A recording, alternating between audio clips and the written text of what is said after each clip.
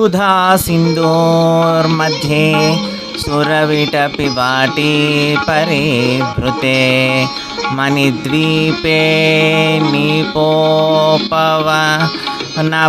चिन्तामणिगृहे शिवाकारे मञ्चे परमशिवपर्यङ्कनिलयां भजन्ति त्वां धन्याः कतिचन चिदानन्दलहरीं महीमूलाधारे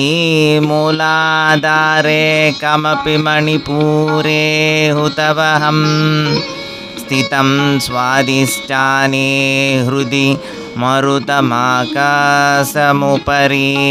मनोऽपि भ्रूमध्ये सकलमपि भित्त्वा कुलपथं सहस्रारे पद्मे सह रहसिवत्या विहरसे।